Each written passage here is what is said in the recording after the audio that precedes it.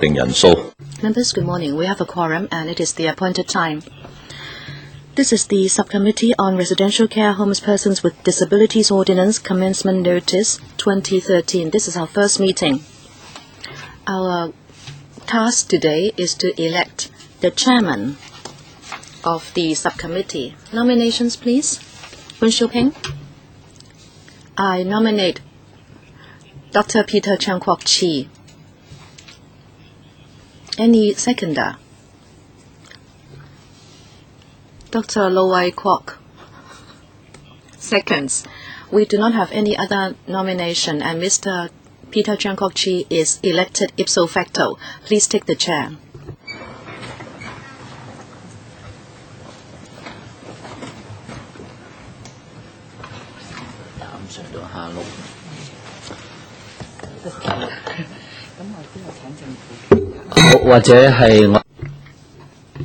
Let us invite the administration to come in.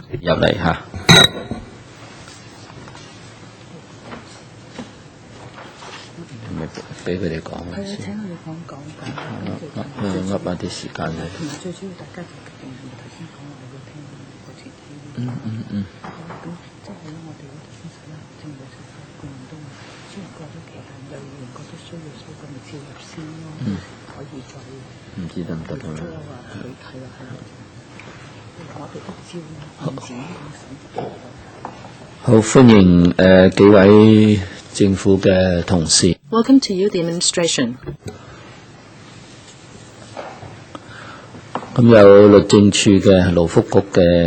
We have representatives from the Labour and Welfare Bureau, the Social Welfare Department, as well as the Department of Justice.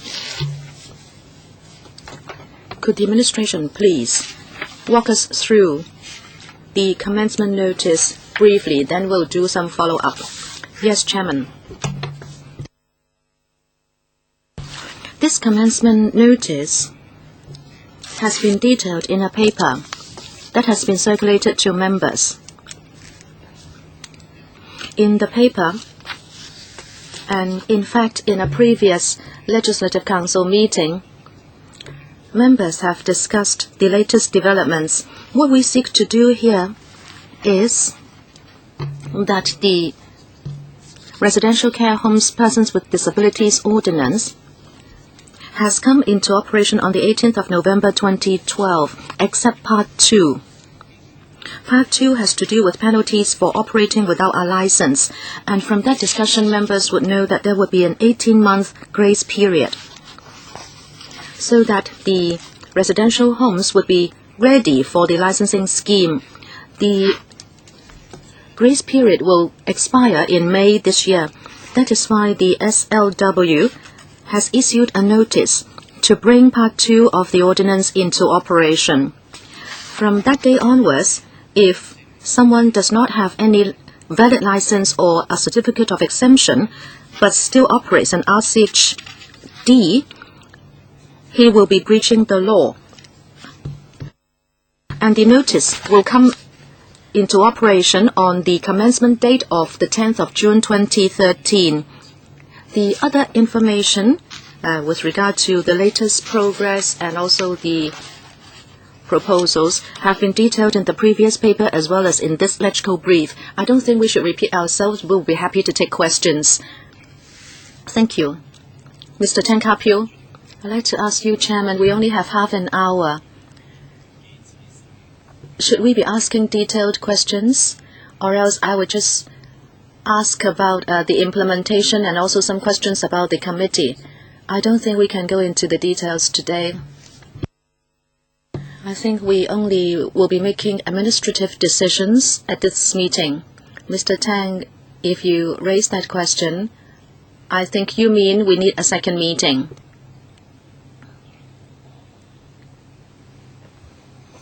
But if not many members have views to express, actually the deadline for our scrutiny is the 15th of May. Certainly we can apply for an extension of time. But if we look at the situation at the Council, we do not know whether we have that opportunity, because you have to go back to the Council meeting in order to have this dealt with, because that will be a motion from members, and we will have to deal with all other motions first, and we'll have really to stand in line, and I don't know how long we have to wait. If we should have a second meeting, we must seek an extension before the 15th of May. Dr. Fernando Zhang. Thank you, Chairman. I don't want to have an extension because we have discussed this piece of legislation for at least 6 years. It has been a very long time before we now take the second step. I don't want to see any extension or delay. Let us stick to the original timetable and finish off with the scrutiny. Thank you, Chairman. Thank you. Other members, any views? If not, I'd like to state my views. Yes, Mr. Leung Yu-chung? Would organizations or deputations like to express the views here?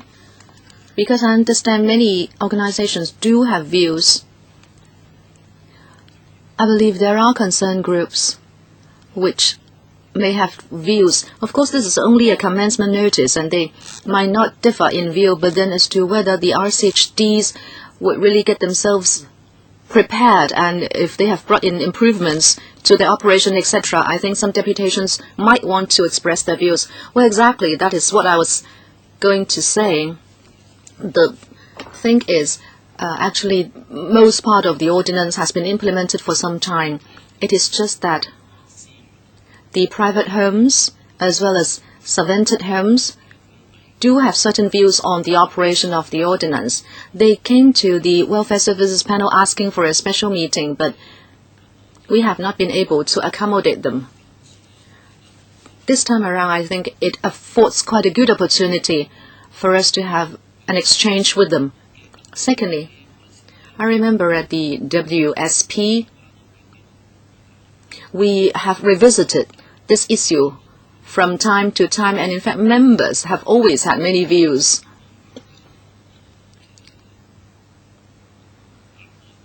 And the administration's replies were such that things have not really matured to any certain stage, so they did not give us very full answers. So perhaps we should find a date for the public to come here and also for members to ask questions. I'd like to take that together.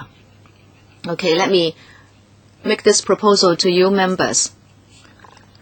It seems Saturday morning is quite a good time.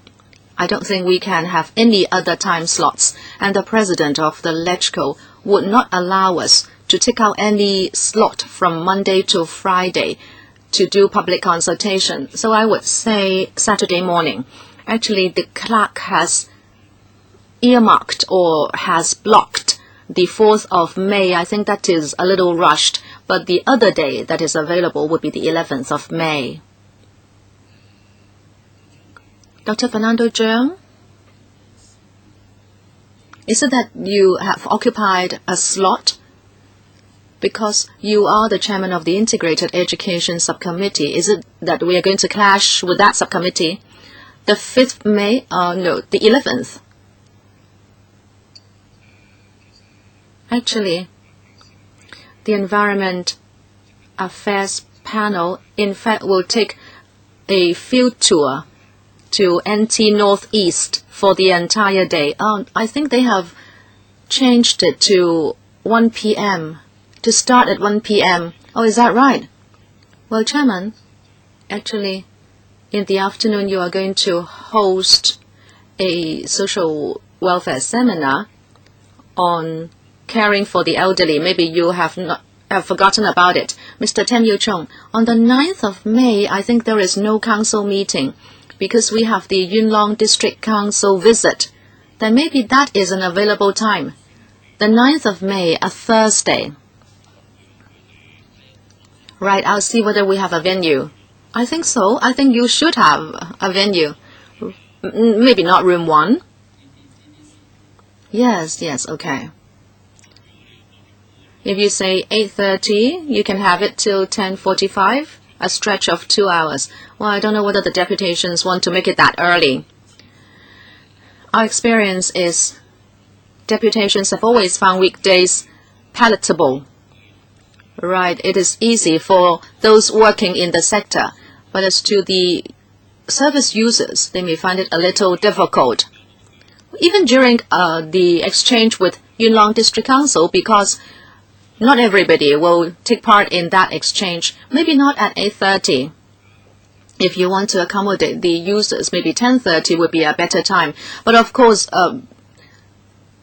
it will be a little compacted. We do not have any venues. What about this room, like room 3 here? There is a room that can be expanded. We can have room 2 by combining room 2A and 2B. No, there are 2 district councils coming. Also Kowloon City. Room 4 is not open for operation yet. We don't even have room 4 yet. So it's a no-go. We only have 2 hours then, from 8:30.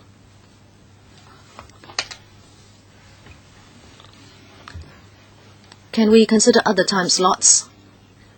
4:30 in the afternoon. But we have the council meeting. After the question and answer session, we have the council meeting.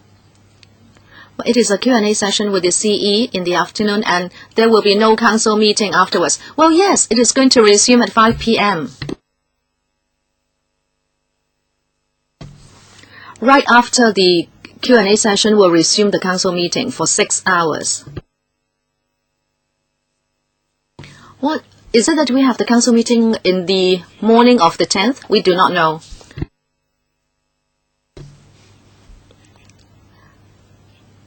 Is it that we should fix the date first? But you're only doing it this morning anyway, Chairman.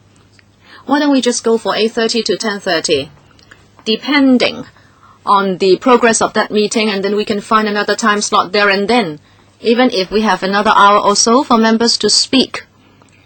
My impression is that the WSP of this term has invited deputations. Not too many of them came compared to other issues. I think it was like 30 odd. Not too many, let's say, by our standards. Since the schedule is so tight, why don't we block one time slot first? And if we cannot finish our business in that meeting, I will try to see with the clerk whether we can have another meeting before the 15th, all right? That may not be an open meeting, but just for discussion amongst members. Dr. Fernando Zhang? From 8:30 to 10:30, I think it's very difficult for the users because they need to be ferried to the council. I understand. What is your view? Can we have another date so that users can come at 10:30 and the meeting can go on to 12:30? What about the 4th of May? Can we do it on the 4th of May? Comparatively, we will have an easier schedule. Let's go here. Well, yes, indeed, we don't have anything else on that day. But I myself have a meeting or seminar. Perhaps I don't go to that seminar if there is a clash. But I think the 4th is a little rushed. Of course, if we can make it on the 4th, we can have a lengthened meeting. We can do everything within the day. Chairman, this is not a new issue. It has been with us for some time. I think basically the deputation's views have been known.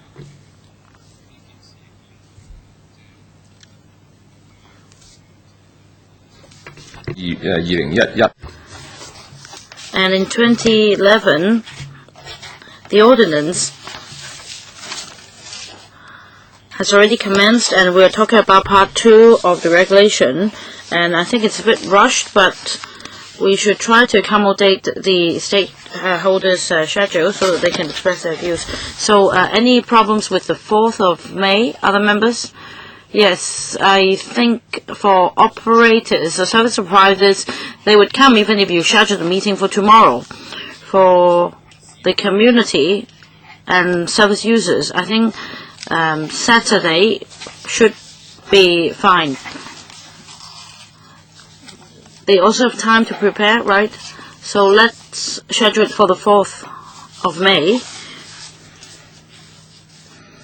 9 o'clock or 9:30? 9 o'clock. It's a bit too early. I'm sorry, Chairman. Because they would have to take care of the PWDs first. So let's schedule it for 10 so that we have 3 hours.